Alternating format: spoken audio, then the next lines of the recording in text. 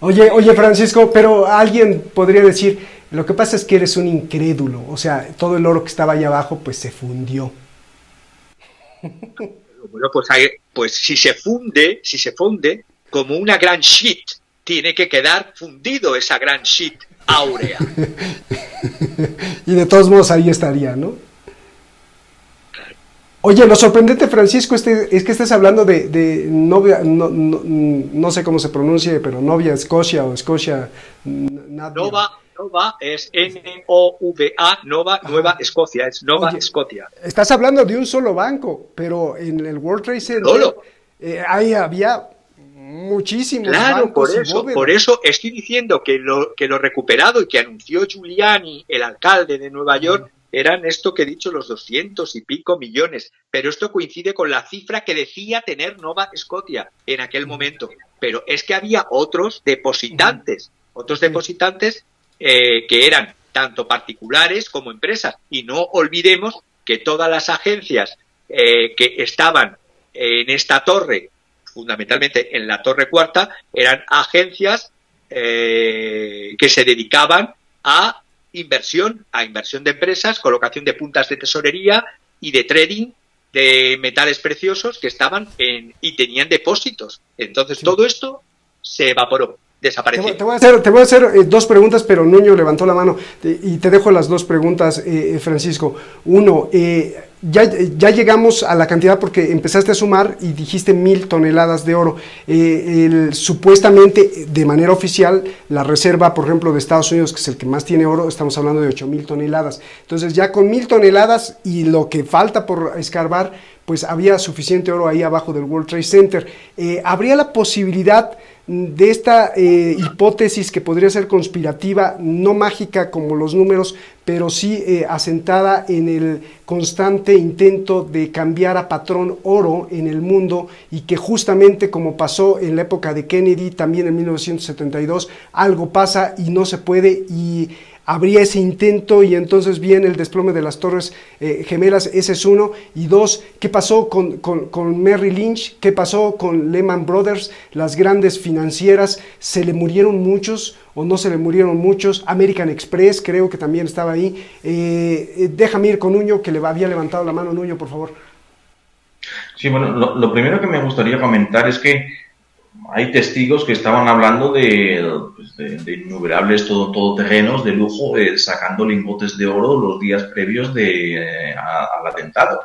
Con lo cual, o sea, sí, o sea, había mucha gente que de alguna manera tenían acceso a las cámaras y de alguna manera pues tenían la potestad de poder cargar lingotes de oro en la propia puerta del World Trade Center sin que pasase nada. ¿Sabes? O sea que no sé ni quiénes eran esas personas que conducían esos coches, pero sí que fueron vistos por bastantes testigos los días antes. Está claro que hay muchas cosas que no cuadran. O sea, principalmente también había que mirar, o sea, cuánto dinero pagaron los seguros. Porque igual los seguros sí que pagaron la cantidad completa de oro y de repente tenemos, pues, que se ha quedado un poco aparte, que ya lo iremos introduciendo dentro del mercado, o sea, teniendo, digamos, un poco de beneficio adicional. No estamos hablando aquí tampoco de la Torre 9. Estamos buscando muchas explicaciones de lo que pasaron en las dos torres, pero la Torre 9, pues ahí está. Nos dijeron en aquel día que la habían tirado los bomberos porque se había quedado afectada por el fuego de las otras dos torres. O sea, que un edificio de semejante tamaño resulta que los bomberos lo pueden tirar en unas horas. No tiene sentido. Está claro que no. La versión oficial no cuadra, hace aguas por todos los sitios. O sea, y tampoco podemos jugar a buscar una única razón. O sea, todos estos grandes eventos suelen ser una galaxia de elementos que se cristalizan pues en una solución que al final va a dar solución a muchos problemas. O sea, no es que si por el patrón oro, no es por el amianto, no es por nada, es simplemente empiezas a coger variables y al final es la mejor solución para muchos actores. Y esto ha sido, demoler las torres ha sido beneficioso tanto para los que cobraron los seguros como para los dueños de las torres que no tenían que quitar el amianto, como para toda la industria armamentística que se hizo de oro vendiendo armas para una lucha contra el terror. Digamos que hubo hubo un acuerdo, una sincronización de intereses entre muchos actores, y no solo estadounidenses, sino de otros muchos sitios, o sea, desde las monarquías árabes a Israel, países europeos. O sea, aquí hubo muchos actores que sacaron mucho del beneficio de traumatizar a toda la sociedad, y durante 20 años han estado haciendo una agenda de control global, o sea, que han demostrado que lo han sabido aplicar muy bien. O sea, hay que tener cuidado que estos mismos actores, o sea, pues están ahora urdiendo otras tramas, otras intrigas, que nos Eso te van iba a a colar preguntar. como si fuese un virus o como si fuese cualquier otra cosa, no sabemos. Eso te iba a preguntar, y dado que este es el modus operandi, ya lo decía Francisco Javier, el Maine, el barco este Casus Belli para atacar a España y toda esta serie de cosas de falsa bandera, ¿cuál será la próxima falsa bandera? ¿La estarán preparando o ya no va a haber falsas banderas? Te lo pregunto, Nuño, ¿qué ves venir? Y déjame regresar con Francisco Javier, que tenía esas dos preguntas, por favor, Francisco. Si me las puedes volver a reformular. Sí, Se ha cortado el sonido. sí, dado que la cifra oficial establece que son como más o menos 8.000 toneladas de oro, la reserva, por ejemplo, de Estados Unidos, y así van para abajo. Hablando de la cantidad de oro en las Torres Gemelas, pues podría haber suficiente, y hay quien dice que estaban luchando algunos bandos financieros por cambiar a patrón oro el dólar, y que no lo quisieron dejar y ¡pum! ¿Puede haber sido posible esto? Es la lucha continua. Si me voy a grupos que algunos califican de extremistas y críticos, como Lyndon LaRouche en Estados Unidos, ellos están a favor de la vuelta al patrón oro y de romper con lo que se hizo desde la época de Nixon. Las corrientes de Estados Unidos más globalistas, al contrario, quieren la desmonetización completa y ninguna referencia a los valores reales de las monedas, en este caso del oro y de la plata. Curiosamente, los países que, aunque participen en este globalismo, son países con identidad nacional estatal, como puede ser Rusia y como puede ser China y como puede ser Irán, sí que están haciendo, sobre todo los dos primeros, y sobre todo mucho China y Rusia, acopio de reservas desde los últimos 10 años de oro y de plata.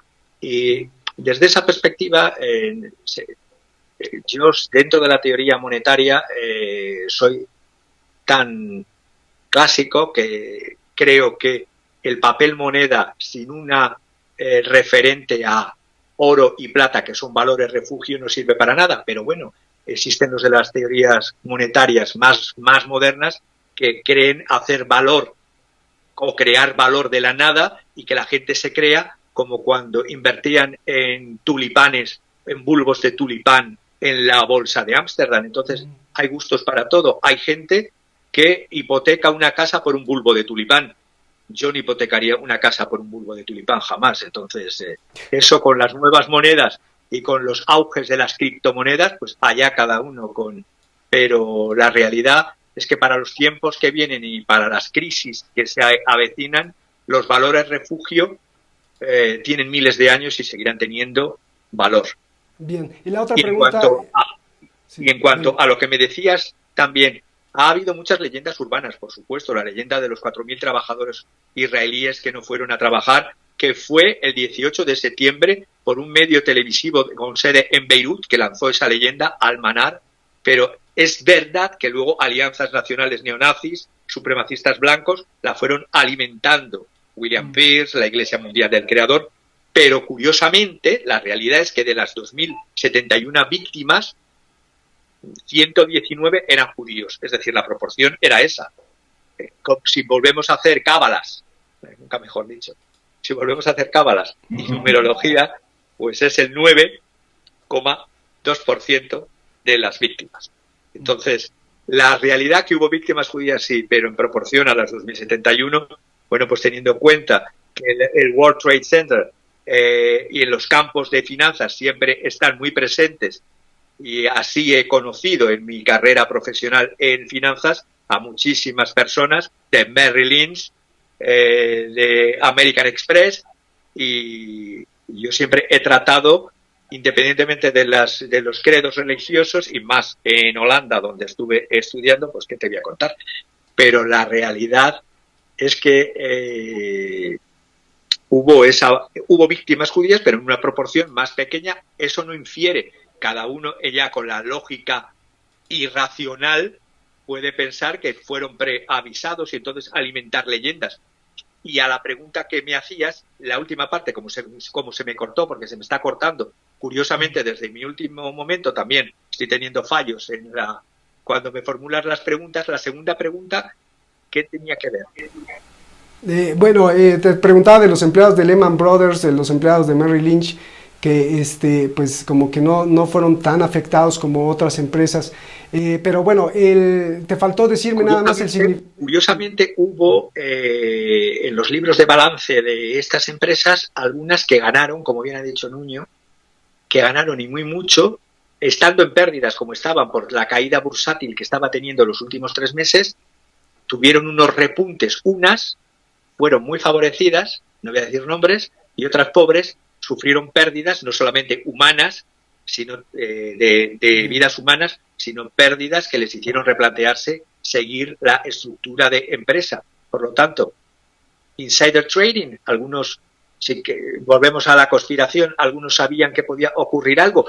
Es verdad que medios israelíes ya estaban y grupos del Mossad se habían entrevistado en ese cacao maravillado que es la lucha de poder que había entre las distintas agencias de inteligencia estadounidenses, es decir, la CIA contra el FBI contra la CIA, habían avisado de lo que podía suceder, pero no hicieron caso y incluso dieron nombres de los cuales luego fueron esas personas, fueran los reales autores o no fueran los reales autores, pero esas listas sí que estaban proporcionadas por los servicios del Mossad, y a pesar de eso viene a cuento de lo que estoy diciendo, es decir, pasó lo que pasó. Es decir, hasta qué punto es responsabilidad de un Estado el tener, pero claro, como Estados Unidos es ese Estado de corporaciones y ese Estado de oclocracia oligárquica de unos contra otros, pues lógicamente CIA contra FBI, unos no hacen caso de lo que le están dando otros servicios secretos Mossad, esto pasa, unos se benefician, en la pista saudí no pasa, bueno, si lo vemos ahora mismo, es decir, ¿qué ha pasado en las relaciones diplomáticas estadounidenses con Arabia Saudí tras el asesinato, descuartizamiento, troceamiento, desaparición del cuerpo del periodista? Y ahí se sigue diciendo: nosotros defendemos la libertad y nosotros apoyamos los regímenes de la libertad. Yo es que como soy un gran escéptico y un cínico, filosóficamente hablando, con una escala de valores interna que no intento imponer a nadie, lo que sí lucho es por esclarecer y por poner primero en muestra las enormes contradicciones que hay dentro de los discursos y de los relatos oficiales de las administraciones, de todas, y de las manipulaciones y de las disonancias cognitivas que meten en las cabezas de las personas para manipularles y para fundamentalmente dirigirles. Entonces, el gran ojo de Orwell nunca ha sido tan presente y tan duro desde el 11/9 del 2001. Bien, regreso contigo, Francisco, para la conclusión. Vamos con Nuño para la conclusión también. No se te olvide el número 9, te me estás escapando, Francisco. A ver, Nuño, Nuño, pues ahora que tiramos, ¿no? O ya no, ya la sed de andar haciendo ataques de falsa bandera. ¿Qué ves? Porque el mundo está mucho más complejo y complicado que en el 9/11 del 2001. Las falsas banderas, las falsas justificaciones para los grandes movimientos en contra de las libertades civiles, pues es algo que va a ser progresivo y continuo, es algo que no va a parar. O sea, desde los atentados del 11S hemos tenido un retroceso en nuestros derechos y en nuestras libertades que no es que se hayan ido asumiendo, es que se han ido justificando. O sea, tampoco hemos visto grandes rebeliones, ni hemos visto grandes protestas en la calle, lo cual quiere decir, o sea, porque a la hora de la verdad la dinámica social no es de abajo arriba, sino que es algo que se impone de arriba abajo. Aceptamos los patrones de comportamiento que nos van dando. Se ha decidido que tiene que haber un cambio social y simplemente se está aplicando. O sea, desde el 11S, pues tenemos restringidos la libertad de expresión, no tenemos derecho a la privacidad de las comunicaciones, no tenemos derecho a una libertad de transporte, digamos, o sea, se nos ha robado la intimidad y no ha pasado nada. O sea, simplemente no ha habido movimientos de protesta, no ha habido grupos de poder que hayan movilizado a la población en contra de los grupos de poder que están aplicando esto. Parece que están, digamos, todos al unísono en ese aspecto. Después nos vino la crisis económica del 2008, o sea que resulta que la narrativa oficial es que el alto nivel de vida de la clase media europea había creado una crisis bancaria, una crisis financiera. Pues la gente se quedó sin casas, la gente se quedó sin empresas, la gente se quedó sin liquidez, se empobreció a la población, principalmente a los países del sur de Europa, y está claro que fue simplemente una estafa del cártel bancario, o sea, pero se ha aceptado la narrativa, y yo es que antes vivía muy bien, y porque antes vivía muy bien ahora tengo que ser pobre. Pasa, este tipo de cosas siempre pasan. O sea, y es que lo estamos viendo ahora mismo también con el tema del coronavirus. O sea, el cambio mundial que están intentando hacer a cuenta de un virus de baja letalidad, pues chicos, o sea, pues, resulta que ya no vamos a tener ni intimidad sanitaria, que tenemos que llevar en la boca un carnet de que estamos vacunados con unas vacunas experimentales para poder acceder al mercado, para poder ir al supermercado, para poder andar por la calle, para poder meter a tu hijo en el colegio, para poder ir a trabajar. Que nos cortan. Sí. Nos van a poner aquí ya también la de cruz y rayas. Por favor, que no nos corten, mirad, no, que no nos corten. Pero no hablo del coronavirus, de otro virus, o sea, es de otro, del de la gripe. De la gripe. Esto siempre va a pasar. Las sociedades, o sea, es como el mito de la caverna de Platón, o sea, nos movemos mirando sombras en la pared que nos pensamos que son reales. Y acorde a lo que las sombras estén haciendo, pues nosotros vamos a considerar que unas acciones son buenas, que unas acciones son malas. Eso es algo intrínseco a la sociedad humana, o sea, no va a haber una verdad. De hecho, o sea, que no es imposible. Las masas no aceptan información compleja. Las masas se mueven por impulsos emocionales, no por deliberaciones racionales. Siempre va a haber banderas falsas, siempre va a haber mentiras, siempre las ha habido. O sea, es como funciona la sociedad. Pues qué buen regalo nos das y nos dejas bien tranquilos. Oye, qué buena onda. No, pero nos entretienen siempre, pues al final vamos a ver cosas mágicas, y además te lo comenté hace un día, lo de volverán los gnomos a los bosques. Las leyendas volverán la mitología, volverá a haber apariciones marianas, volverá a haber unas creencias mágicas total y absolutamente asombrosas frente a lo que sería una mente científica o racional. Vamos a verlo, lo vamos a ver nosotros. Las nuevas generaciones ya tienen unos sistemas cognitivos muy mermados. Ya no consiguen procesar la información compleja, están buscando siempre explicaciones sencillas. Los tenemos a los niños. El otro día estábamos viendo cómo a los niños se les puede convencer de que no son ni niños ni niñas, sino de que son ellos. Entonces, yo no le doy más de 10 años a que vuelvan los gnomos a los bosques. Claro. Cuando se aparezca una cosa gigante o algo así, hecha por tercera dimensión, cuarta, quinta con láser, pues entonces lo van a creer, ¿no? Los hologramas de 7 dimensiones, que se llama, van a ser una herramienta básica para comenzar a volver a creer en mitologías. Pues ya nada más y me voy a divertir mucho. Sí, no, exactamente. Y en un par de generaciones ya no va a ser una guisa de tequila, sino que va a ser algo religioso. Uy, es triste, pero están degradando la mentalidad científica europea, pues otra vez a mentalidades primitivas. O sea, y de hecho nos quieren llevar hasta la tribu algunos. O sea. Pues muy bien. Pues muchas gracias, Nuño. Te agradezco mucho por compartir tus conocimientos y por compartir ahora también tu mechero, tu cosa esa. Francisco, la conclusión y lo que le preguntaba a Nuño, ¿qué ves si nos regresamos hace unos siglos, hace unas décadas, bueno, pues vemos ahí los ataques que tú mismo decías contra España para atacar a España, luego el 11S, luego muchos otros más que conocemos. ¿Qué ves venir? ¿O ya se les acabó la sed de ataques de falsa bandera? ¿O ya no va a haber derribo de torres gemelas? Porque bueno, pues ya ni hay torres gemelas, no hay necesidad de derribar, a lo mejor ahora son otras necesidades.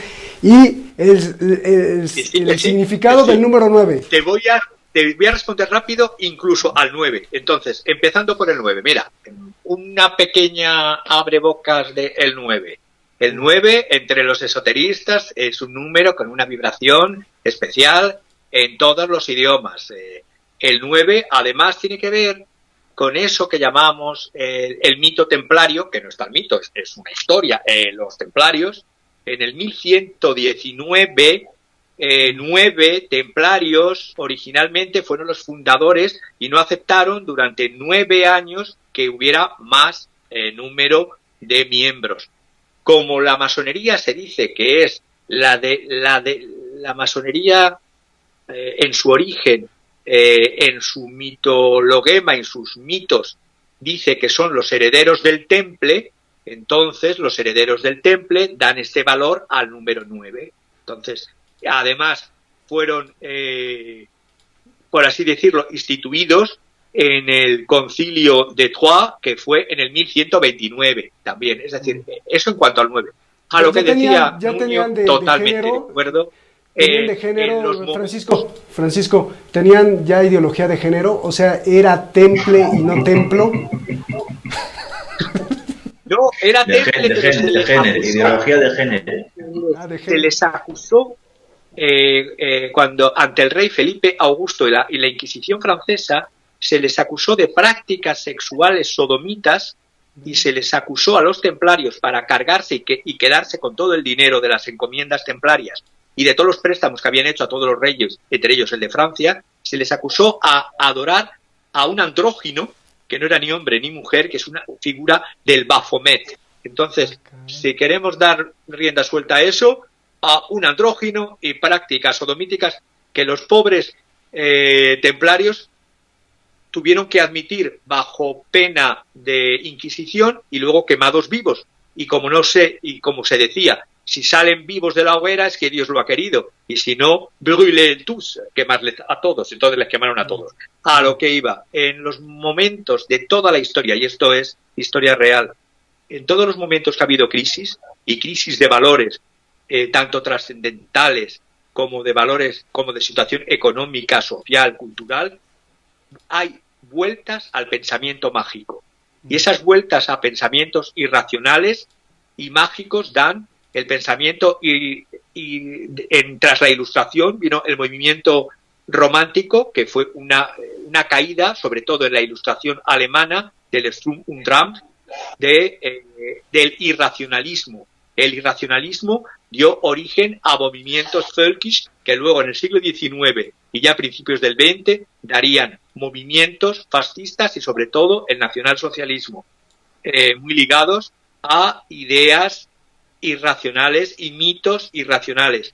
En el siglo XX hemos tenido lo que hemos tenido también de una parte de racionalidad y otra vuelta desde los años 90 y sobre todo desde el 2001, otra vez vuelta a las explicaciones, teorías del complot, ya no solamente ufológicas, ya ocultistas de todo tipo, mezclando, además, cuando decía Nuño, muy bien dicho antes, cuando hablamos de los iluminados de Baviera, si le tuviéramos que poner un signo, era un signo de izquierda de hoy, porque eran revolucionarios que creían en la figura de Espartaco. El Espartaco era una figura de un esclavo que se sublevó contra Roma, y fueron todos los movimientos que se hicieron contra el antiguo régimen, el absolutismo y sobre todo la infiltración de la masonería en todos los movimientos de liberación nacional en Centroamérica y Sudamérica, muy ligados a logias del Grande Oriente de Inglaterra para quítate tú, imperio colonial español, que me voy a poner yo British Empire. Entonces, el pensamiento mágico irracional se da desde la antigüedad en todas las situaciones de crisis. Crisis del siglo III, que fue fundamental en la época romana, dio origen a los movimientos gnósticos, que se multiplicaron por todo el Imperio Romano.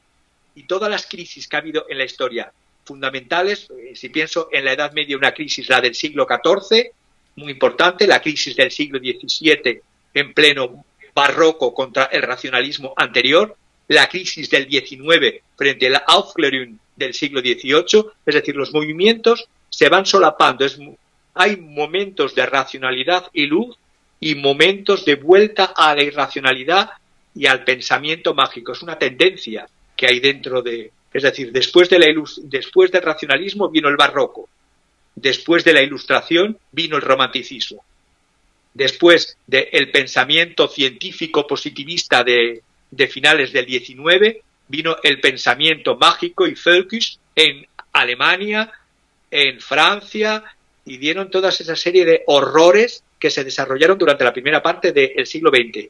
Y a finales del siglo XX, ya a caballo con el siglo XXI, se están dando monstruos que darán origen pues a verdaderas monstruosidades, valga la repetición, que tendrán que ver con no pensar con los instrumentos de la racionalidad y pensar con instrumentos tan manipulables y que nos hacen caer en la servidumbre voluntaria como el pensamiento mágico y el pensamiento conspiracionista. Les agradezco muchísimo, muchísimas gracias, de verdad, esto es una clase maestra, masterclass, de verdad. Nuño, ¿estabas levantando la mano? Sí, por favor. Me gustaría, en otro programa que tengamos tiempo, poder escuchar a Francisco hablar sobre los grupos fabianos.